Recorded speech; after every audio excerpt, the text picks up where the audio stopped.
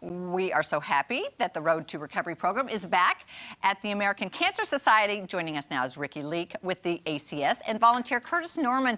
Thank you both for coming in. We want to hear about your program. Okay. Thank you for having us. Yes. Yeah, so we're so excited. Road to Recovery is an American Cancer Society program where we have volunteer drivers that take patients to and from treatment, whereas otherwise they may not have a way to get there. And through the pandemic, we put the program on pause as we were trying to navigate how to do this program and keep everybody safe, keep the patients safe, keep our drivers safe, and now we're back. That's amazing. And you help a lot of people who might not be able to get to their appointments. Absolutely. We have wonderful volunteers like Curtis right here. Thank you. If it wasn't for our volunteers, the program would not exist. Yes. So, Do you need more volunteers? we absolutely do. So when the pandemic happened, again, put the program on pause. So when that happens, people aren't volunteering, so they put their time in other places and have other things that they get involved in, or maybe they just decided to back away and have some other priorities. Right. So here in Springfield, Greene County area, we're looking to get at least 15 new drivers. And we're hoping also to get drivers in other areas. We work with cancer centers in Bolivar, West Plains, Rolla, Branson. Those areas need drivers as well. That's amazing. How do people register to volunteer?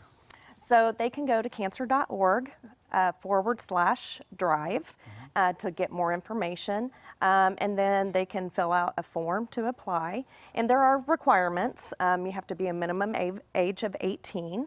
You have to have a valid driver's license, which is always good, right? Yes. Definitely need that. And insurance. Yeah. And then also be fully vaccinated. And there is a training that is done online that you also have to go through. And we do a background check just to make sure that we have a safe driving record for our volunteers. Yeah. Okay, and how long have you been doing this? Well, I was probably 5 or 6 years before it was taken away for a while. And it's something I really enjoyed doing and all. And it's volunteer, that's what you do, and you don't have to do it if you don't want to. That's right. But so it's something that, I don't know, I just got, I got to meet some of the people I was driving, pick them up at their home, take them to the cancer wherever they needed to go, and wait for them. Or if it's going to be there for a while, they would say, I'll say, well, I'm going to go run some errands and give me a call when you're ready, and I'd come back and pick them up, or sometimes I'd just wait. But I got to know some of the people pretty well, you know, and it's somebody I didn't know previously. Right. But it's just it's a small thing that I can do, but it's a big thing for these people to get to the clinic that they need to be at to have some whatever they was there for, whatever treatment. Some of these people just didn't have a car.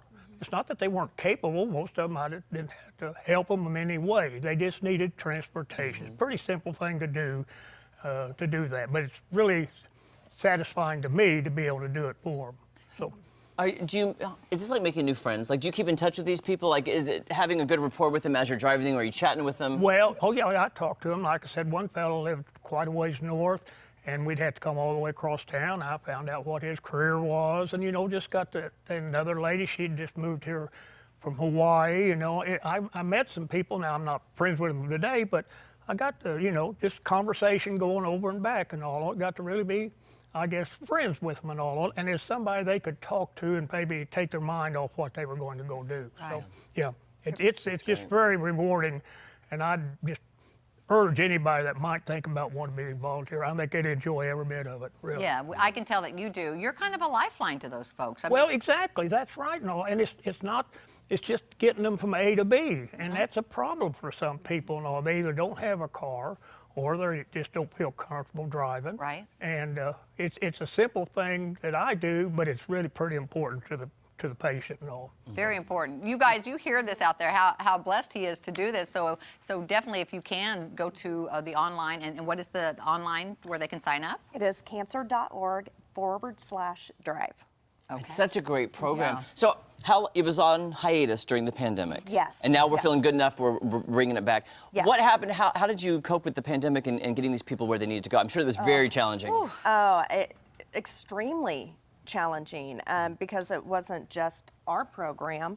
that was put on pause. Everybody Yeah. was put on pause. So, we work closely with the hospitals, and that put them in a tough situation too, trying to find transportation for their patients going back and forth. So. We have wonderful treatment centers here in the area, and so wonderful social workers and navigators and advocates. So they were able to find different ways to make things happen, but it definitely was difficult. So this is how we're going to be able to step in and help again. It's so good that things are better because the cancer was never put on pause. Absolutely. That just, and those folks are still waiting to get help. So thank you for what you do, Norman, and this is a great organization, and we hope that people will jump in and volunteer. Thank you so much. Thank you so much. Go volunteer now. Go to their websites. All right, coming up, we're heading to Buffalo Run Casino and Resort right after this.